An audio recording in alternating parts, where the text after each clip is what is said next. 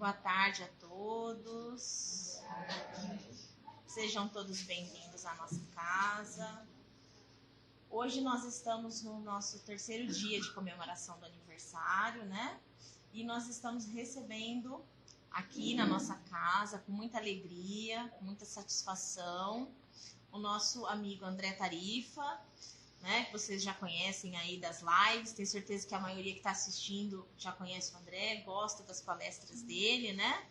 Fala muito sobre Kardec, sobre os livros da codificação. Nós estamos recebendo a família Tarifa toda, né? A Patrícia, a filhinha Maria também está aqui. Então sejam bem-vindos. É uma alegria para nós ter vocês aqui na nossa casa. E hoje a gente vai agradecer também a espiritualidade amiga, né, que está sempre com a gente, que prepara a casa com as energias para a nossa chegada, para que a gente encontre aqui uma conexão com Jesus, com os nossos mentores, com os espíritos que nos auxiliam na nossa caminhada, né, na nossa reforma. Então hoje a gente está aqui mais uma vez para lembrar do Mestre Jesus, e para estudar um pouquinho, para despertar um pouco mais a nossa consciência em relação ao nosso trabalho de reforma. Então, a gente quer agradecer muito a presença de todos e que esse ano, né, de aniversário se estenda por muitos e quem sabe em breve a gente está no 30º aniversário, né? Esperamos que sim. Eu vou ler uma mensagem aqui para fazer a abertura do livro Convites de Sheila, do Clayton Levi. Então, a mensagem que a gente vai ler hoje chama-se Opções. Ninguém questiona a intensidade do teu sofrimento.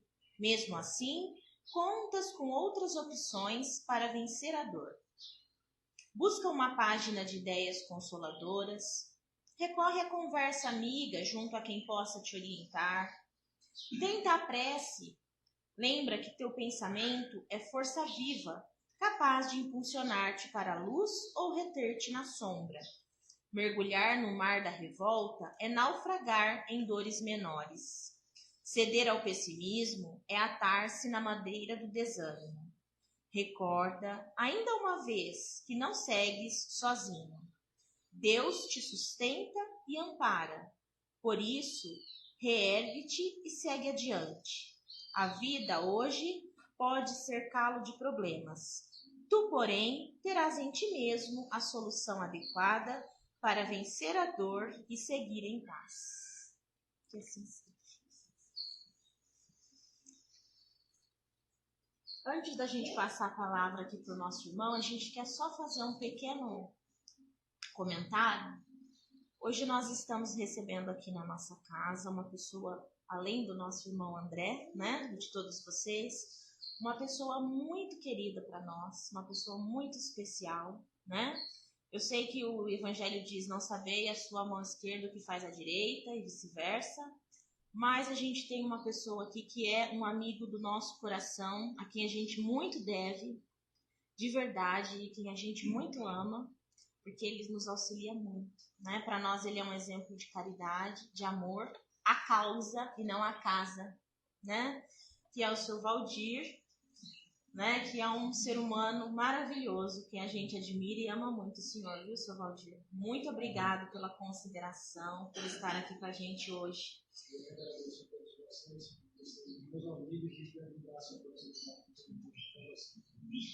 Então a gente quer convidar o Flávio para entregar uma lembrancinha para o seu Valdir em agradecimento pela ajuda durante todos os anos da nossa casa. Obrigada, viu, seu Valdir? A gente tem muito carinho pelo senhor. Do chorão.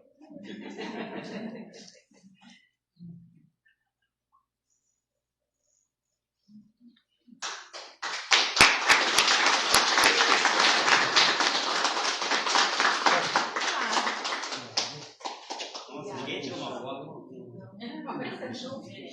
Ninguém tira uma foto.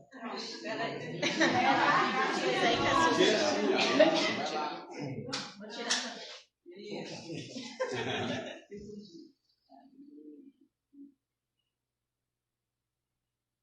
Muito obrigado. Seu Valdir não gosta que fala, viu, gente? Ele fica assim, mas a gente precisava agradecer. Né? Então agora a gente vai chamar nosso amigo de hoje. Obrigada por você estar aqui hoje. A gente tem um carinho muito grande por você, aprende muito com você. E é muito satisfatório ter vocês aqui hoje pessoalmente, viu? Para dar um abraço, para acolher a gente, tá? Então, André Tarifa, pessoal, uma boa palestra a todos. Que Jesus nos abençoe.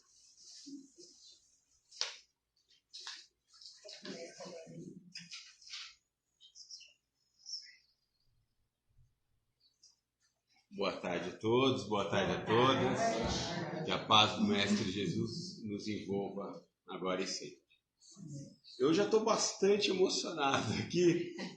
E vocês sabem como é que chama isso, Sr. Valdir, que aconteceu aqui agora? Meus discípulos serão conhecidos por muito se amarem.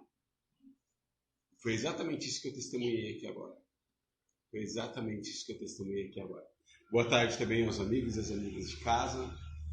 Tá muito bacana aqui, tá muito bonito aqui o ambiente. A gente sente amor, sente carinho, sente calor. Conheci uma casa, já estou conhecendo muito da história. Flávio já me apresentou bastante coisa da história da casa, da história do Dr. Inácio. Então, para mim é uma honra enorme estar aqui hoje. Eu acompanhei quase desde o comecinho pela internet essa casa e o trabalho muito sério que vocês desenvolveram. Comentava com o Flávio que ficava já impressionado como que com tão pouco tempo e com tão poucos recursos, porque eu sei que já era possível fazer um trabalho social da maneira que vocês faziam. E só isso já justificava tudo, gente. Só isso já justificava tudo. Porque é para isso que a gente está aqui. A gente está aqui para fazer diferença no planeta. Ninguém veio aqui a passeio, ninguém veio aqui para descansar, nem só para sofrer. Não é porque é um mundo de prova e expiação que a gente está aqui só para apanhar. Não é isso. E o que essa casa, desde o princípio, desenvolve é uma gotinha, é um pontinho de luz que se acendeu. Que a gente consegue enxergar materialmente e imagina o que a gente não consegue enxergar materialmente. É incrível o que vocês estão fazendo aqui. E para mim, então, nossa, eu sou só aqui. Nem sei o que eu estou fazendo aqui, mas já que vocês me chamaram, eu venho porque eu sou sem vergonha. Eu não vinha. Vim de longe, falei, imagina, Isa, que eu vou dirigir 300 quilômetros, 4 horas na estrada, indo e volta, só para conversar com vocês, né? Vocês têm gente boa aí na região. Aí ela falou assim, mas vai ter lanche. Ah, então tá bom. Me convenceu, vai ter lanche. Né, Maria? É o que a gente precisa para ir para qualquer lugar. Oferecer um lanchinho, a gente está dentro. Muito bem. Então, para mim, o que eu quero trazer para vocês aqui é um recado, né? Poxa vida, essa doutrina traz tanto para a gente. E é sobre isso que nós vamos conversar hoje, sobre a terceira revelação, o que é essa doutrina na nossa vida e a importância do trabalhador espírita. Muito bem, nós somos regidos por leis, sempre fomos, desde sempre. Não adianta brigar, porque é assim no plano encarnado, é assim também no universo. Leis nos regem desde sempre, desde que Deus existe, Deus é eterno. Do micro, da menor célula, da menor partícula, ao mais lindo astro que a gente consegue enxergar. Leis regem a nossa vida. Leis perfeitas, leis harmoniosas, leis imutáveis. Porque quem criou não precisa de outra... Ninguém precisa emendar a lei dele, não. Ninguém precisa fazer um projeto novo para alterar. Não precisa. E é tudo perfeito, é tudo harmonioso. Até no que parece o caos, tem uma lei que está botando ordem naquilo. É incrível. Então essas leis que a gente consegue enxergar fisicamente, na biologia, na física, na química, e as leis morais, né? Quando a gente olha para o mundo, e quando olha para o micro, e olha para o grande, e olha na nossa terra, a gente aprende essas leis com os professores. A gente aprende tudo isso, vê como tudo funciona com harmonia, com perfeição. A vida dentro de uma célula é perfeita, é maravilhosa, tudo funcionando direitinho. E aí você olha isso replicado no corpo, é lindo. Quanto mais a gente aprende sobre essas coisas, mais próximos de Deus a gente fica. Porque a gente fica assim, que incrível, que incrível. Mas temos as leis morais também. E essas são as leis que devem reger a vida inteligente em toda a parte do universo. As leis morais. E aqui no nosso meio, no meio onde se desenvolveu o cristianismo, é o meio judaico, é o meio hebraico, né? Porque foi nesse povo que ela nasceu. E a primeira demonstração que a gente teve foi lá com Moisés. A primeira revelação das leis. Que existiam leis que organizavam tudo, a gente teve como? Com Moisés, né? Nesse meio que a gente está. Moisés editou 613 mandamentos. 613. O que interessa para a gente? 10. Por que Moisés precisou editar mandamentos civis? Como tem lei civil, lei que manda pagar imposto, lei que manda colocar o cinto de segurança. Existem leis que regiam a vida daquele povo. Existiam leis sacerdotais. Ele precisou, como aquela turma não... A gente estava lá, viu? Não falar deles, mas era a gente que estava lá. Como a gente não sabia nem como adorar a Deus, a gente não sabia. Porque nós vínhamos de séculos, esse povo hebraico vinha de séculos e séculos e séculos de escravidão. Então eles viam os egípcios adorarem os deuses de uma determinada forma. Deus disso, Deus daquilo, templos enormes, maravilhosos, estátuas, né? Maravilhosas, objetos incríveis de adoração, monumentos que estão até hoje aí para a gente ver e visitar. Então esse povo cresceu por gerações, nascia, morria, vendo essas pessoas adorarem os seus deuses daquela forma. Então, de fato, adorar, conhecer, obedecer um Deus invisível é difícil. Não sabia como fazer. Então Moisés, dentro de todo aquele período, e foi um longo período que eles caminharam pelo deserto, Moisés foi regrando a vida desse povo, até para saber como adorar a Deus, porque eles não sabiam. É só ver que aquele momento em que Moisés se recolhe um período no monte, e quando volta, o pessoal montou lá um bezerrinho de ouro e estava todo mundo lá adorando o bezerrinho de ouro, porque eles não sabiam outra forma de fazer. Então, precisou também regular a vida desse pessoal nesse sentido. E está tudo bem. Se é assim que nós precisamos, afinal de contas, é um jeito da gente copiar o jeito que Deus trabalha, não é? A gente não consegue fazer leis maravilhosas como ele. A gente sabe no nosso inconsciente que existem leis que regem a nossa vida. Como é que nós vamos fazer esse mundão funcionar? Taca a lei no povo para o povo obedecer. Aqui também tem lei civil, lei penal, lei tributária, lei disso, lei daquilo, constitucional. O que não falta aqui é lei. A gente faz lei do nosso jeito, do jeito que a gente sabe, com o nosso grau de imperfeição, e tudo bem. 10 mandamentos, porque a lei divina, nesse grupamento todo de Moisés, eram só 10. Os 10 mandamentos. E não é objeto nosso aqui estudar e conhecer profundamente essas leis. Tenho certeza que lá no catecismo quase todo mundo aprendeu. Eu também aprendi. E filmes, né? Nossa, quanto filme! Eu sou do tempo que a gente via Semana Bíblica na sessão da tarde, né? Na Páscoa, no Natal, passava lá José do Egito, Sansão e Dalila, Moisés, Abraão. Eu adorava. Adorava. Minha mãe tinha 4 filhos. Escadinha. Período de férias era coitada daquela mulher. Ó, mãe, beijo. Coitada daquela mulher. E na frente da minha casa tinha uma igrejinha evangélica. Curso de férias para as crianças. A salvação da veinha. Bota as crianças lá. Ela ganhava umas 3 horas de folga. Por que eu ia? Tinha lanche. Tinha lanche, eu ia lá assistir o cursinho. Então, adorava, ainda gosto muito. acho que a gente ainda tem muito que aprender com a fé desse povo, com a história desse povo, com as provas que esse povo viveu e sobreviveu, graças à sua fé. A gente tem muito que aprender com isso. Muito bem, mas nos 10 mandamentos, tinha muito não. 10 mandamentos. Na minha tradução aqui do Evangelho segundo o Espiritismo, tem 14 nãos. No primeiro mandamento tem 4. Depois vem aqueles famosos: não pode matar, não pode roubar, não vai dizer o santo nome de Deus em vão, não vai cobiçar a mulher do próximo, não vai cobiçar as coisas do próximo. Não, não, não, não, não. Muito não. Tal qual nós, adultos, fazemos com as nossas crianças. Não pode fazer isso, não pode fazer aquilo. Maria, não pode ligar o celular no meio da palestra. Não, não, não, não. Por quê? Porque nós éramos crianças espirituais diante de Deus. A gente não sabia o que fazer.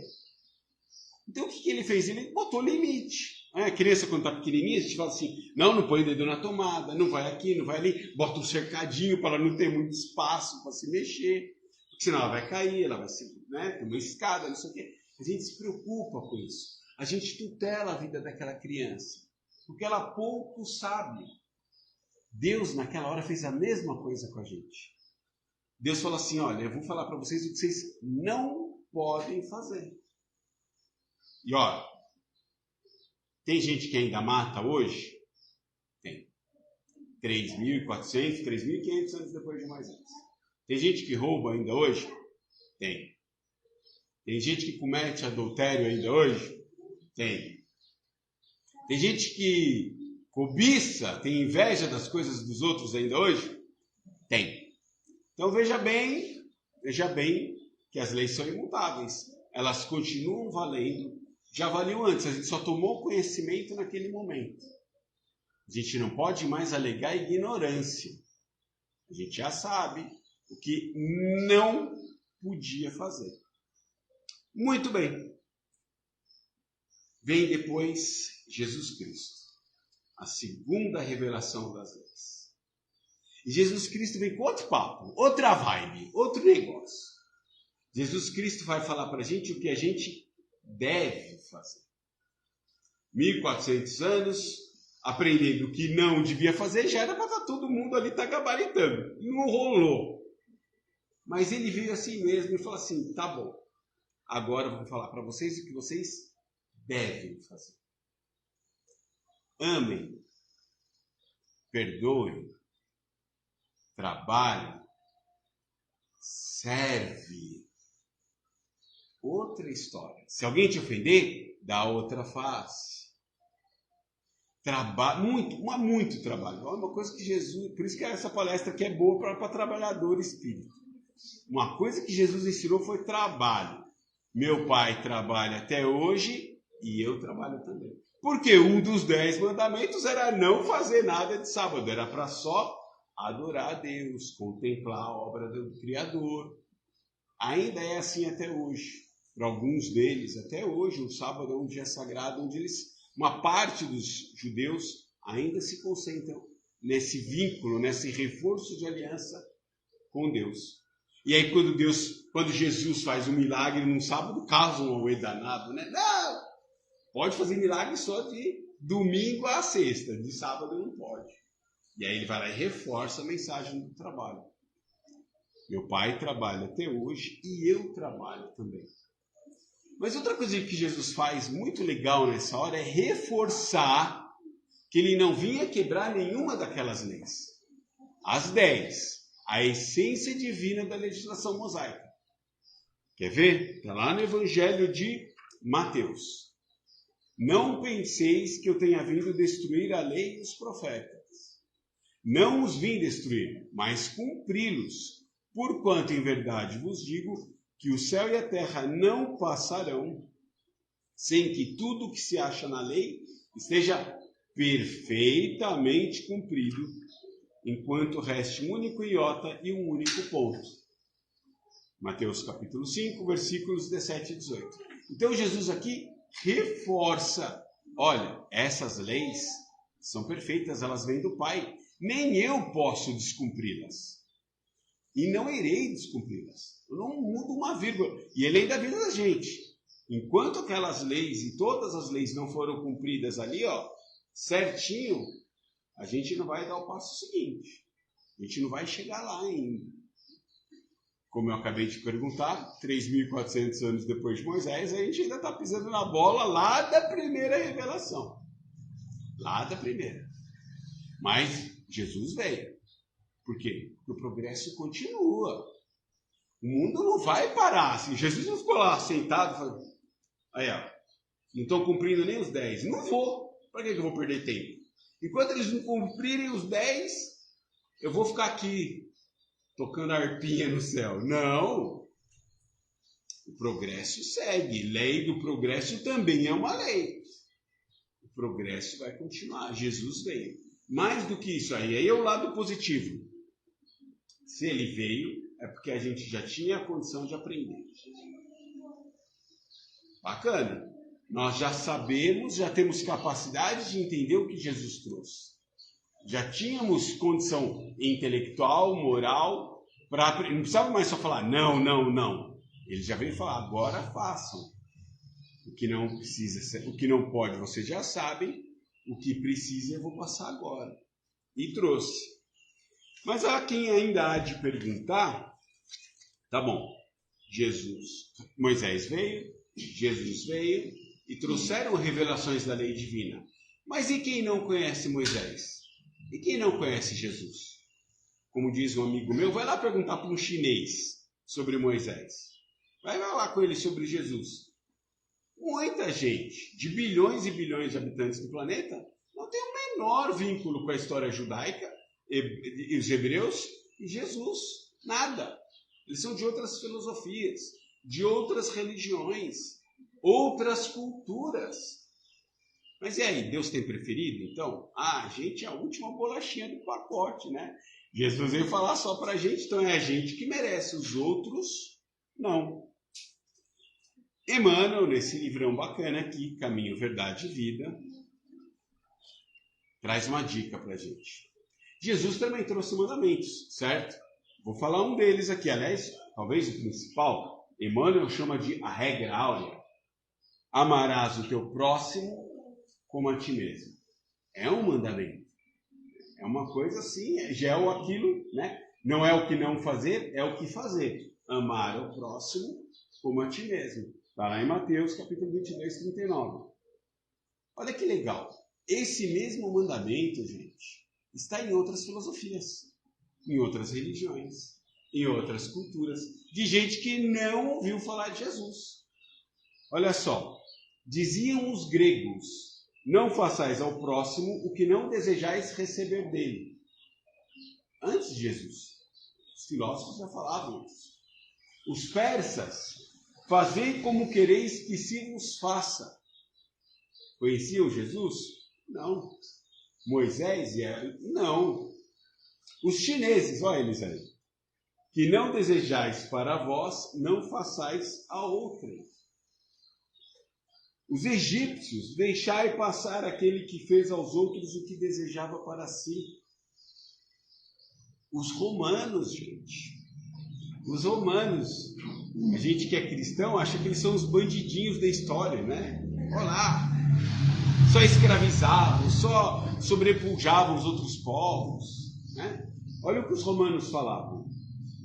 A lei gravada nos corações humanos é amar os membros da sociedade como a si mesmo. Qual que é a falha, o sinão que tem aqui na regra do romano?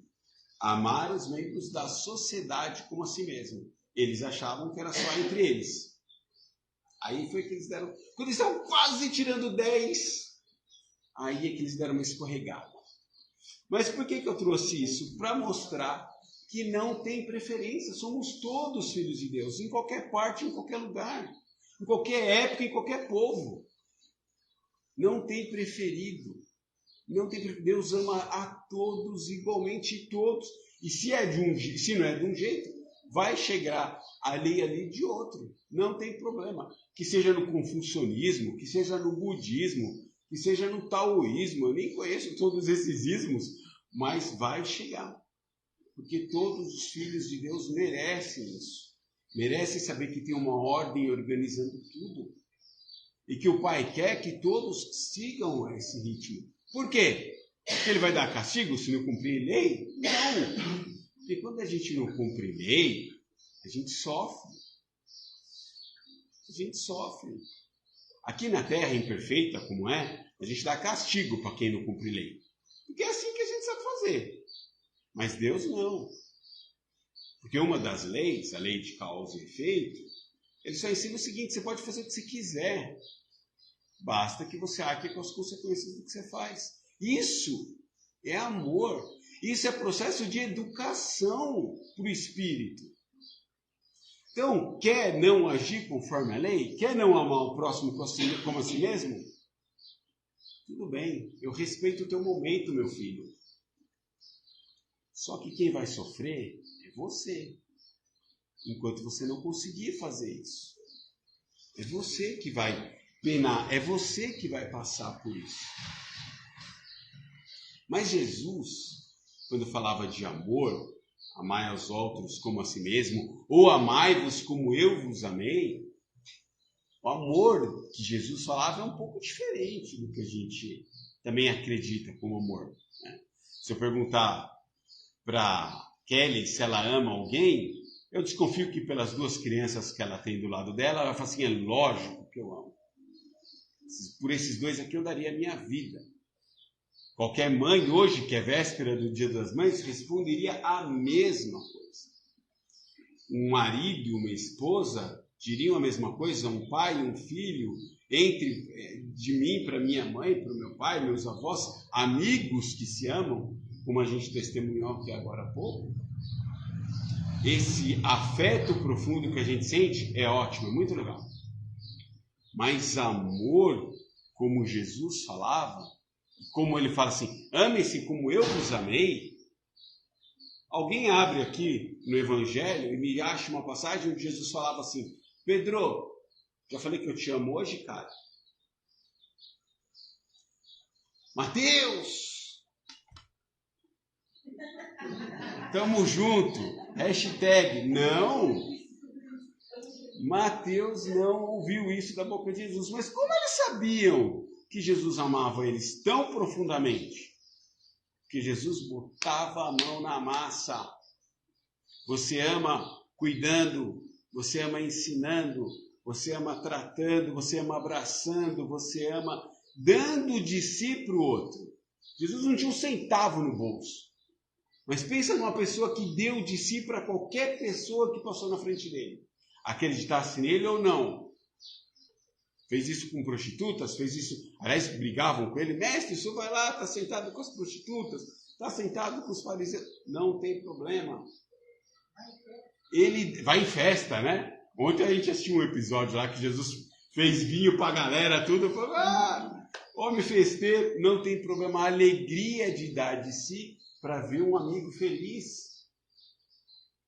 É isso que é o amar de Jesus.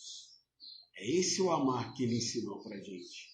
É um amar que não precisa falar e que não precisa sentir. É um amar de comportamento. É um amar de atitude.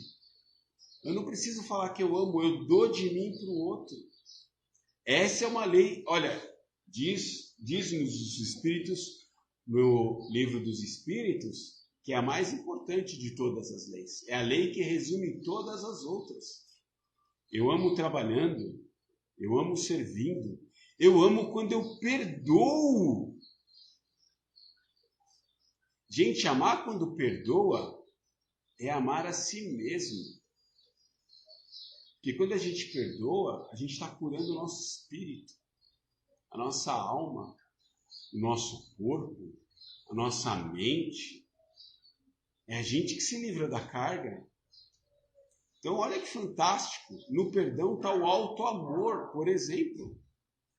Esse era o amor que Jesus ensinou. Mas Jesus não trouxe tudo. Jesus não trouxe todas as leis. E assim como ele afirmou que ele não quebrava nenhuma das leis de Moisés e elas ainda valiam, ele avisou da próxima. Eu vos tenho dito estas coisas enquanto permaneço convosco. Mas o Paracleto, que meu Pai vos enviará em meu nome, vos ensinará todas as coisas e vos fará lembrar o que eu vos disse. Está lá em João, capítulo 14, versículos 25 e 26. Então, nessa hora, Jesus avisa que ainda viria uma outra revelação. Que ainda haveria um outro momento, um outro Espírito a nos auxiliar no processo, a ensinar o que ele não tinha podido naquele momento passar, bem como relembrar o que ele falou. E olha como esse cara era esperto. Ele sabia que a gente ia fazer besteira com o que ele falou. Ele sabia que, como ele já tinha vivido isso, como Jesus viveu no mundo de provas e expiações, como a gente viveu, e ele sabia o que um homem nesse estágio pode fazer. Ele falou assim, não importa quanta lei maravilhosa eu traga para eles, eu sei que eles têm capacidade de fazer muita besteira ainda com essas leis. E foi o que a gente fez. A gente pegou o cristianismo, a gente botou numa caixinha chamada religião e detonou com o cristianismo. Fizemos coisas horrorosas em nome de Cristo e em nome de Deus. Guerras em nome de Deus. Assassinatos em nome de Deus. Roubo, sequestro, assalto, destruição em nome de Deus. Inquisição em nome de Deus. É isso que esses seres humanos aqui, são capazes de fazer em nome de Deus. Tendo o mesmo ensinamento, os ensinamentos estão aqui, estão no Evangelho de Jesus. A gente conseguiu estragar por mais de 1000 anos, ainda até hoje. Infelizmente, com menos teor, com menos poder, a gente ainda faz. Então a gente pegou esse ensinamento maravilhoso e fez muita besteira em nome dele. Muita besteira. Pagamos até hoje por isso. São ciclos e ciclos e ciclos e ciclos de dívidas que só um número infindável de reencarnações vai conseguir dar jeito. Graças às leis imutáveis, generosas, amorosas que esse Pai trouxe para nós. Incríveis. A outra coisa era revelar aquilo que eu não pude trazer. Então, de fato, naquele momento, muita coisa não nos era possível entender. Bem como, se Jesus encarnasse na época de Moisés, não ia dar liga. Porque aquele povo, se já tinha dificuldade com o que não podia fazer, imagina se Jesus viesse falar em amor, perdão, imagina. Naquela época, se alguém te roubasse, você cortava a mão da pessoa, era assim que funcionava. Então, Jesus veio no tempo certo, Moisés veio no tempo certo, e a terceira revelação, o Consolador Primitivo, também veio no tempo certo. Precisou de uma série de coisas para criar as condições necessárias para o Consolador vir. Até os nossos erros. Até os nossos erros. Porque essa igreja cruel que viveu por mais de 1000 anos na Idade Média, criou um sem número de pessoas incrédulas. E para quem veio o Espiritismo? Para os incrédulos. Kardec bate muito nisso lá no livro que é o Espiritismo. No diálogo com o sacerdote está lá dando lenha nele. Mas não precisava do Espiritismo. Se vocês vão falar de Jesus, a igreja já fala de Jesus, então não precisa de Espiritismo. Ainda bate, mas vocês estão falando com os espíritos? Moisés proibiu de falar com os espíritos. Então, vocês a pior disso. Vocês ainda são coisa do demônio. De fato, Moisés proibiu o contato mediúnico com os espíritos. Porque imagina o que nós fazíamos 3.400 anos atrás em contatos mediúnicos. Só besteira. Só besteira. Eu queria saber se eu poderia, se eu ia ganhar no jogo no dia seguinte, se ia dar certo eu paquerar a mulher do vizinho, se, aliás, usaram essa espiritualidade para tentar boicotar o trabalho de Moisés no meio daquele grupo. Então é óbvio, Moisés foi lá e bateu, com toda a razão, meteu um decreto lá, não pode mais comunicação mediúnica aqui. Ponto final. Com razão. Infelizmente, alguns amigos de algumas filosofias cristãs ainda usam isso contra o Espiritismo até hoje. Entendem que aquela lei civil, cerimonial que Moisés colocou para aquele povo naquela época serve até hoje. O que não é verdade. Cada povo tem a sua regra, cada povo tem a sua lei no seu momento. Muito bem. Então, o Espiritismo veio no momento certo. Depois de muita incredulidade, depois de muita maldade, depois de muita crueldade, veio o Iluminismo, veio o Renascentismo, veio o Positivismo. Uau! Berço ideal para que novas revelações fossem feitas. E elas vieram. Graças a Deus. Revelou o mundo espiritual para a gente. Destruiu a figura do demônio. Olha só que legal. Só isso já estava valendo. Não tem demônio. Não tem alguém que vá acabar com a tua vida, que rivalize com Deus, mas para te prejudicar. Não tem isso. Existem espíritos, bons e maus. Quem são esses espíritos? São exatamente nós, sem a veste do corpo. Só isso. Interagimos. Encarnados com desencarnados, desencarnados com encarnados. Inclusive enquanto estamos encarnados. Quando a gente dorme, o espírito sai no mundão. Fantástico. Reencarnação. Reencarnação. Vai lá ver o diálogo de Jesus com Nicodemos. Mas, mestre, como é que eu desse tamanho vou entrar no útero da minha mãe de novo? Não dava para entender isso naquela época. Então tudo bem.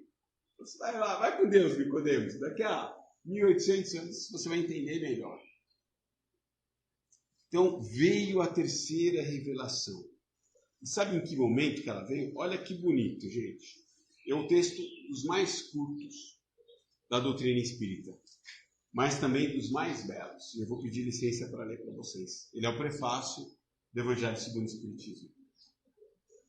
Os Espíritos do Senhor, que são as virtudes dos céus, como um imenso exército que se movimenta ao receber a ordem de comando, espalham-se sobre toda a face da terra. Semelhantes a estrelas cadentes, vêm iluminar o caminho e abrir os olhos aos cegos. Eu vos digo em verdade, que são chegados os tempos em que todas as coisas devem ser restabelecidas no seu verdadeiro sentido, para dissipar as trevas, confundir os orgulhosos e glorificar os justos. As grandes vozes do céu ressoam como um toque de trombeta, e os coros dos anjos se reúnem. Aí vem o convite para a gente. Homens, nós vos convidamos ao divino concerto, que vossas mãos tomem a lira, que vossas vozes se unam e num hino sagrado se estendem e vibrem de um extremo ao outro do universo. Homens, irmãos amados, estamos juntos de vós. Amai-vos também uns aos outros e vos dizei, do fundo do coração, fazendo a vontade do Pai que está no céu, Senhor, Senhor, e podeis entrar no reino do céu. Olha que legal, essa é a hora. Em todos os cantos da terra. Não é só na doutrina espírita, olha que legal, reforçando aquilo que Emmanuel escreve no capítulo 41. Em todos os cantos, é hora de revelar, é hora de abrir. Por que será que tem tanto filme de Hollywood falando de reencarnação? Os Estados Unidos é um país evangélico. É um país evangélico. Seus roteiristas, crescem naquele meio cristão um pouco mais radical. Por que tem tanto roteiro? Por que tem tanto filme? Por que tem tanto livro falando em reencarnação? Só para dar um dos exemplos. Um dos exemplos. Vai e vem. Vida de verdade em espíritos após a morte. Se reencontrando, se abraçando, trabalhando também no mundo espiritual. Por quê?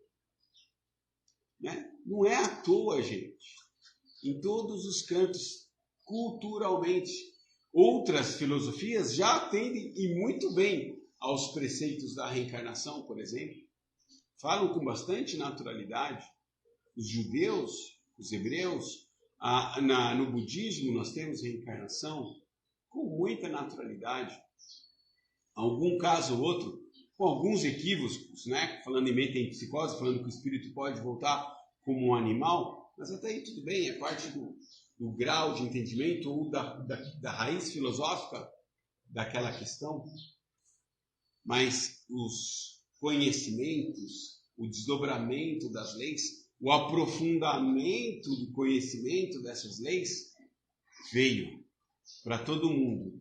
E de novo, porque estamos prontos para aprender, estamos prontos para conhecer, estamos prontos para entender, estamos prontos para realizar. É hora de realizar. É hora de botar a mão na massa. Não sabe o que fazer 3.400 anos atrás, não deve fazer, né? 3.400 anos atrás. O que deve fazer veio lá com Jesus e esses espíritos reforçam isso. As leis morais que estão lá no livro dos espíritos reforçam tudo o que Jesus falou. Lei do trabalho, lei do progresso, amor, justiça e caridade. Olha a lei aí de novo, gente. Lei com Moisés, lei com Jesus, lei na doutrina espírita, regendo a vida do universo. Mas que bom que a gente agora consegue entender isso. O demônio já foi embora. Então, como que eu entendo as possessões? Como é que eu entendo as obsessões? Aprendendo sobre mediunidade, aprendendo sobre a interação desses espíritos conosco e de nós com eles, aprendendo sobre reencarnação, aprendendo que tudo é possível compreender quando você faz e age com amor. E o adágio talvez mais importante que essa doutrina traz: fora da caridade não há salvação. E essa é uma mudança fundamental. Fundamental. Porque por mais de 1000 anos a gente ouviu o seguinte: fora da igreja não há salvação. Salvação de quê? Do demônio, do inferno. Mas se não tem mais inferno e não tem mais demônio, porque o Espiritismo desmontou essas figuras, eu vou me salvar do quê? Da gente mesmo.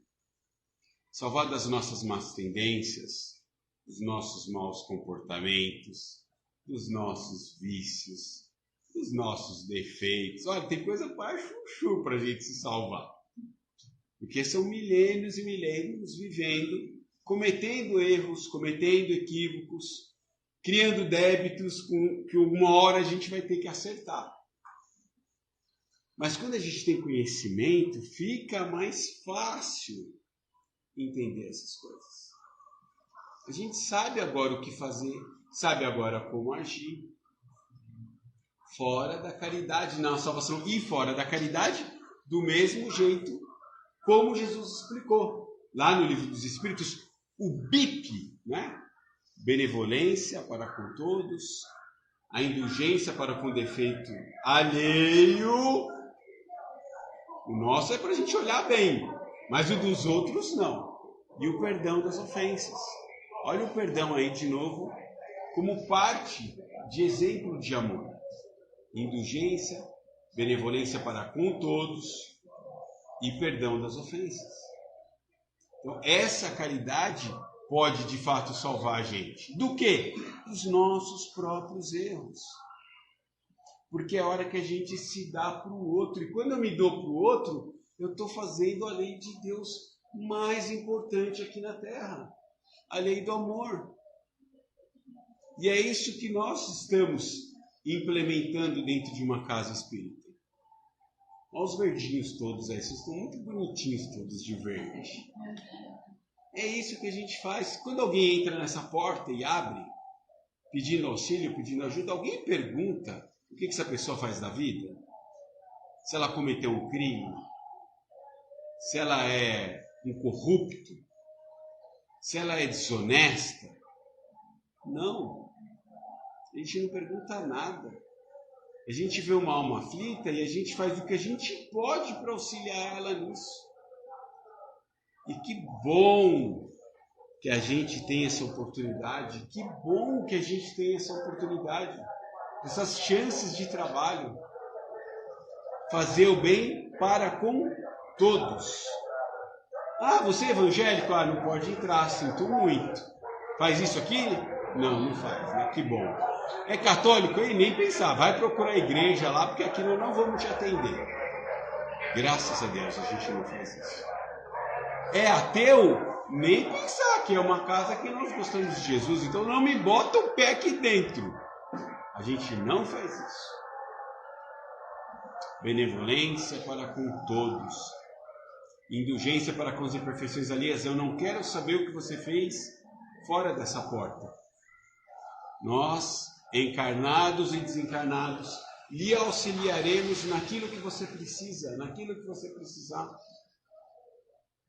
É isso que cabe a nós todos fazer quando tomamos conhecimento dessa doutrina, dessas leis consoladoras, esclarecedoras. Essa doutrina consola, essa doutrina auxilia, essa doutrina instrui.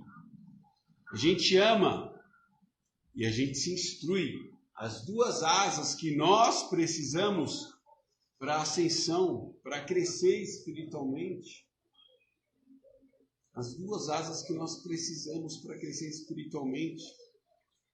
Mas aos trabalhadores espíritas, eu quero também deixar minha mensagem. Porque falava eu com o Flávio, agora há pouco, quando eu trabalho num grupo que auxilia na formação de novos palestrantes. E uma das coisas que a gente fala lá não vai dar carteirada, hein? Não pode dar carteirada. Fala assim, eu sou espírita há 30 anos. Vai dar carteirada. Né? Para tentar subir no tijolinho e mostrar que você está, né? Já devia tomar um tombo logo ali. Mas eu sou espírita há muitos anos e eu só vou usar isso para trazer um exemplo. Não que eu sou maravilhoso, não. O exemplo das pessoas que eu assisti trabalhando. Eu era muito jovem, um trabalhador espírita, mais ou menos da idade do Davi, não é isso? Davi, o nome dele. Eu vinha trabalhar na casa espírita, minha mãe vinha à tarde, eu tinha ido na escola de manhã, eu vinha trabalhar também. E eu adquiri uma profunda admiração pelos trabalhadores espíritas naquela época. Quem era? Era a década de 80, né? Isso já entrega um pouco da minha idade também, né? Então eu acho que eu era menor que o Davi, eu devia ter 6 meses de idade. Então eu via para o centro espírita, trabalhava no que eu podia, no que eu conseguia auxiliar, mas eram as senhoras, donas de casa, né, que enquanto o marido trabalhava, naquela época muito menos mulheres trabalhavam. Então elas vinham à tarde trabalhar no centro espírita e tinha que chegar rápido em casa, porque quando o marido chegasse do trabalho, elas escutavam um monte, eu sei muito bem, né, se não tivesse a janta pronta, se a casa não tivesse arrumada. Então essas mulheres se desdobravam para dar conta da tarefa de casa e mais dentro da casa espírita. Hoje, então, nem se fala, porque também tem todas as suas tarefas profissionais. Então eu adquiri uma profunda admiração pelos trabalhadores espíritas desde aquela época. E essas senhorinhas todas me adotaram, né? Eu era ali um bibelôzinho e tal. Na época, o centro que eu frequentava, a gente usava um aventalzinho branco. Tinha aqui um logo, né, da casa espírita e tal. Então eu botava lá meu aventalzinho e tal. Então eu tenho uma profunda admiração.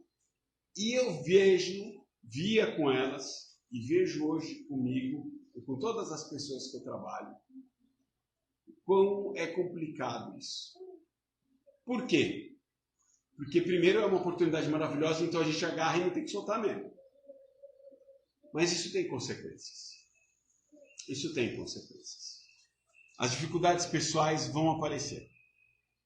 As cobranças na vida mundana, normal, corriqueira, vão aparecer.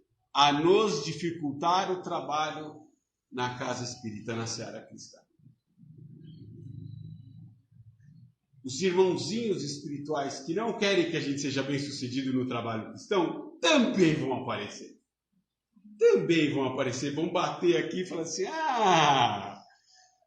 agora trabalha para Jesus. Ó, sei bem como você é.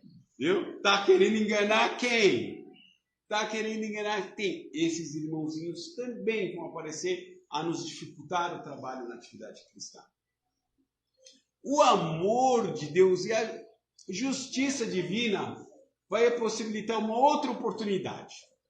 Algumas dívidas que nós temos no passado, agora que a gente está um pouquinho mais forte porque está trabalhando, é só nessa hora que aparece. Também vão vir aqui acertar as contas. Sei bem quem você é. De 3 encarnações passadas, sei o que você fez comigo.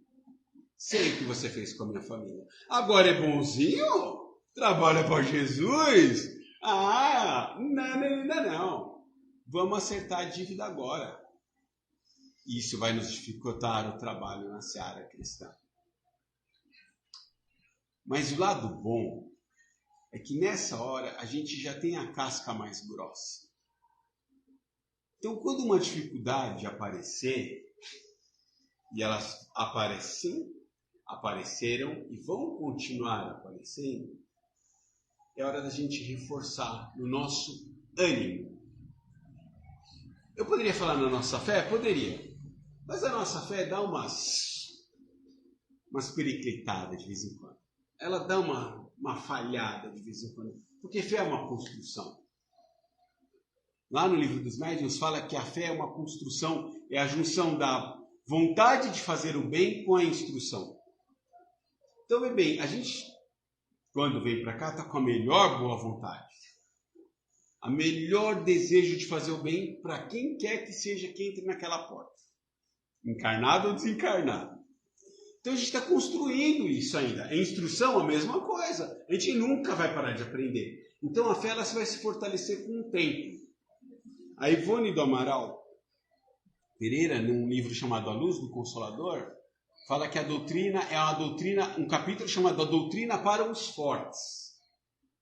E tem uma hora que ela fala isso. É a hora da gente agarrar na força do nosso ânimo. Se for esperar da fé, pode não rolar. Pode não rolar. E esse capítulo ela escreve porque é muito legal. Ela fala o seguinte. Ela começa, é o último livro que ela escreveu. A primeira parte do livro é uma mini autobiografia dela. Fantástico. Eu recomendo quem conseguir ler, é fantástico. É muito bonitinho. Contando uma história de uma trabalhadora da mediunidade, uma trabalhadora de Jesus no Brasil. As dificuldades que ela enfrentou. Às vezes que ela teve que sair de um centro e ir para outro. Às vezes em que nenhum centro ela teve condição de trabalhar, ela foi lá trabalhar em casa. Ela se virou, ela não parou de trabalhar para Jesus. Não parou de trabalhar para a doutrina. E a força não era a força da fé, era a força do ânimo. Olha que interessante. Porque nessas horas das dificuldades, vai bater o desânimo. Eu vou parar de frequentar um pouco, porque eu preciso resolver umas coisas na minha vida. Gente, não tem nenhum julgamento aqui. Todos nós, pensamos isso algumas vezes. Algumas vezes. Eu vou parar um pouco para descansar. Eu vou parar um pouco porque eu preciso terminar a faculdade. Eu vou parar um pouco porque eu estou com um problema na família. Enquanto eu não resolver, eu não vou ter paz para trabalhar. Todos nós passamos por isso. E quem não parou, pensou e pensa muito ainda. Pensa muito ainda. Porque é difícil mesmo. Porque dá vontade mesmo. Então a força qual que tem que ser? A do ânimo. Se mexe. PBC. Tira o bumbum da cadeira. E vai. Vai sem vontade mesmo. Vai empurrado. Porque aqui nós continuamos angariando forças para fazer o que? Para acertar essas contas todas que o mundo vai apresentar. Eu já participei de tratamentos mediúnicos onde o trabalhador espírita precisou sentar na cadeira de assistido. E façam isso. Não sejamos orgulhosos, achando que a gente é trabalhador e que nós estamos isentos de problema. Porque o trabalhador espírita ainda cria uma autossabotagem. Eu estou passando pelo perrengue, aí eu estou vibrando bem ruim, né? Porque quando a gente está bravo, a gente... E aí começa ainda a se maltratar, porque eu sou cristão, eu não posso pensar assim. Eu não posso vibrar desse jeito. Então não basta o assédio que eu tenho do mundo espiritual que não quer que eu trabalhe, e ainda eu me maltrato. E não tenho a humildade de sentar na cadeira e falar, agora quem precisa de ajuda sou eu. nós vamos precisar de ajuda. Nós vamos precisar sentar na cadeira do assistido, na cadeira do paciente, na maca, seja lá qual é a maneira do tratamento. Sejamos humildes para pedir força na hora que a gente precisa. Para quê? Justamente para não parar de trabalhar. É aqui que a gente deixa a armadura mais forte, o casco mais grosso. A Ivone escreve esse capítulo falando que ela recebe muita reclamação de espíritas reclamando de outros espíritas. Natural, gente. A gente é tudo imperfeitinho. Ninguém... vou pedir licença para vocês agora. Eu tenho um binóculo mediúnico. E eu vou usar ele aqui agora. Com licença.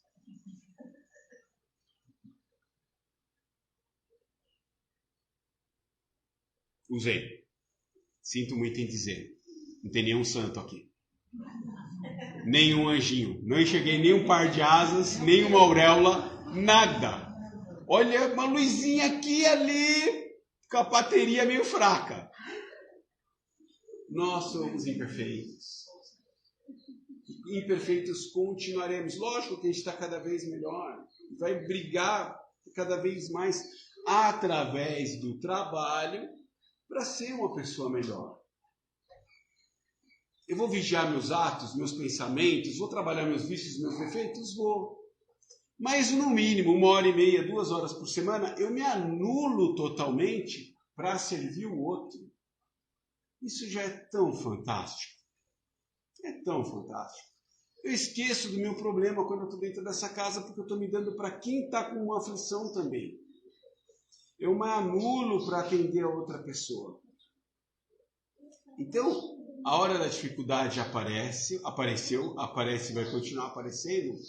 Nos reforcemos no nosso ânimo.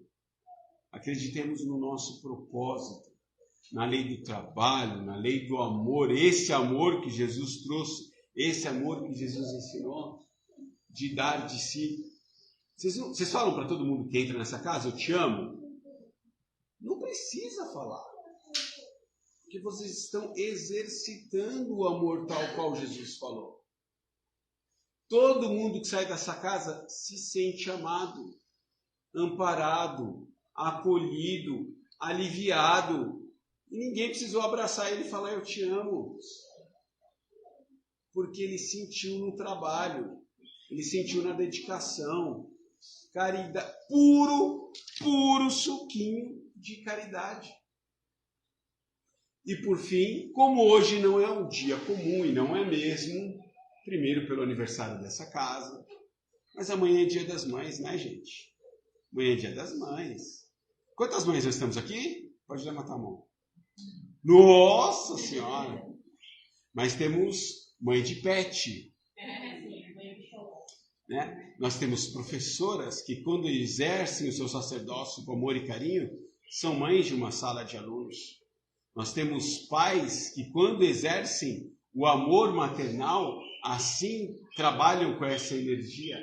Nós temos avós e avós que criam seus netos com amor maternal. Tios e tias que amparam seus sobrinhos com amor maternal. Então amanhã é o dia de nós celebrarmos essa energia maternal. E mãe exerce o amor. Mãe fala que ama, né? Mãe fala que ama. As que eu conheço falam que ama. Mas mães não só falam. Mães são esses exemplos de amor do Cristo que a gente vê.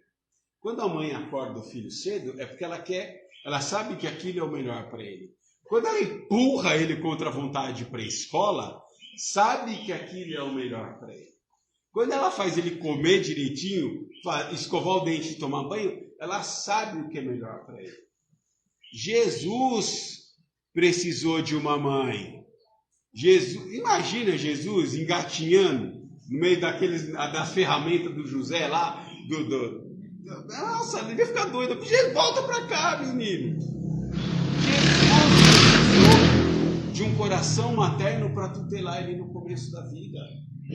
Para dar comida, para dar banho, né?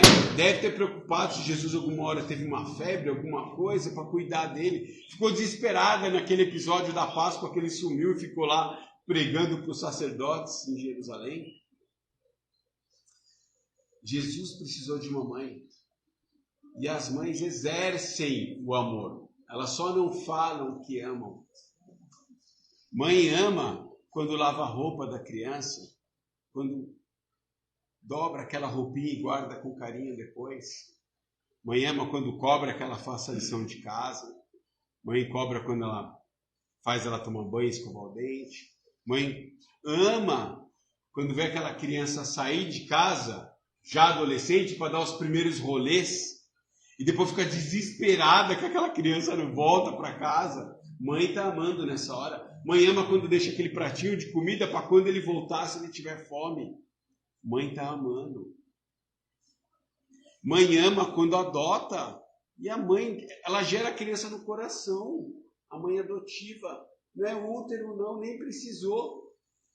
Tem laço de amor, nem precisou do laço de sangue.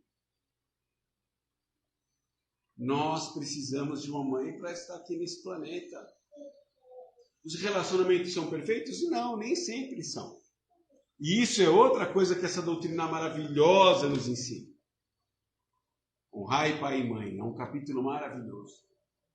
E nos ensinam muito dessas relações familiares, fundamentais para a gente entender as nossas mães, para as mães entenderem os seus filhos e tentarem construir uma relação que pode salvar os dois.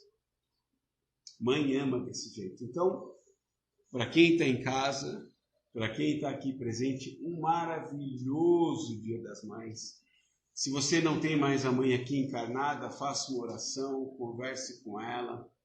Ela receberá esse carinho. Talvez ela esteja até próxima, matando saudade. Está aqui matando saudade, porque é a energia que a gente emite. Essa semana é maravilhosa.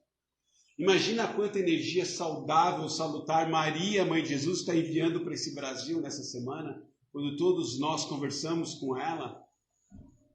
As mães que oram para Maria pedindo pelos seus filhos desencarnados. Cuida dele para mim, porque eu não sei onde ele está, não sei como que ele está. Imagina quanto amor tem na nossa atmosfera, na nossa psicosfera nessa semana. Amor de mãe, amor maternal. Feliz e lindo Dia das Mães para você.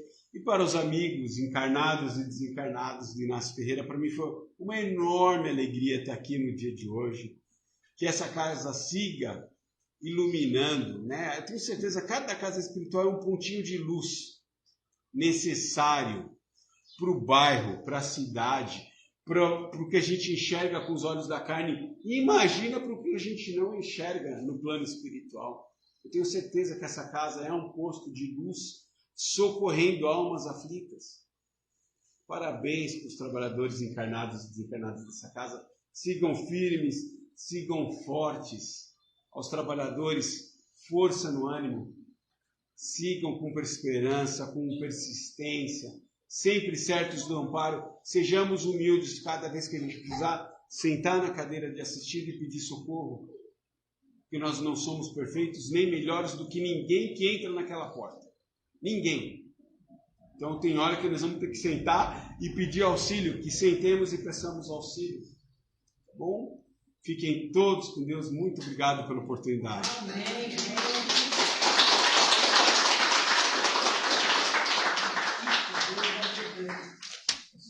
Muito obrigada, meu amigo, pela palestra. Sendo muito gostoso receber você e sua família aqui hoje. A alegria é minha, a alegria é nossa. E tem lanche, né? Oh. Então a gente quer agradecer a todos, né, pela presença, pelo carinho, pelas boas energias doadas, né? As mães que aqui estão, com seus filhos encarnados ou desencarnados, recebam o nosso abraço. E você falou isso, André, você me lembrou uma coisa muito especial, né? A gente tem aqui mãe e filha trabalhando nos dois planos da casa, né? Então a Isabel trabalha aqui como encarnada e a mãe dela como desencarnada. Inclusive já veio numa psicografia ela falando que trabalha aqui, está sempre com a gente, né? Então isso é muito gostoso porque a gente tem a certeza de que nós continuamos trabalhando, continuamos progredindo e aprendendo sempre, né? E outras tantas que talvez não tenham tido a oportunidade de mandar a cartinha ainda, mas que estão aqui também né, do lado dos seus filhos, abraçando, amando, porque mãe nunca deixa de amar, né? Esteja na matéria ou fora dela, onde estiver, a mãe continua amando a gente como a gente é, né? E se ela ainda não aprendeu a amar como a gente gostaria, ela também está aprendendo. Um dia vai chegar lá, né? Então, eu queria agradecer muito. E a gente tem as mães biológicas também. Eu sou uma. Mãe de aluno. É a mesma energia. Mas a gente vai trocando as energias conforme nos... Recado, hein? A hora do lanche. A gente vai dando esse amor conforme Jesus nos pede a cada momento, né?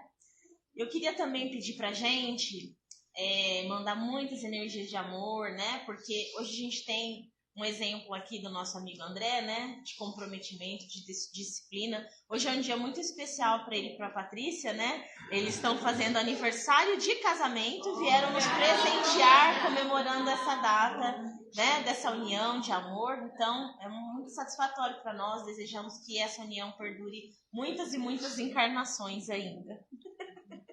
Aqui e no plano espiritual. Quem é um instrumento de evolução, aí você que sabe, André. Gente, muitas felicidades para vocês. Que Jesus abençoe com muito amor, viu? Então vamos terminar, porque como o André disse, a gente quer comer um lanchinho, né? Cuidar do corpinho material. Então um abraço, um beijo para todos os nossos amigos que estão assistindo online. Eu vi que a Elza está assistindo, o Paulo Sampaio está te assistindo. Tem um monte de gente assistindo. Pena que não dá para mandar o bolo virtualmente, né? Sobra mais para mim. Então, uma boa tarde a todos.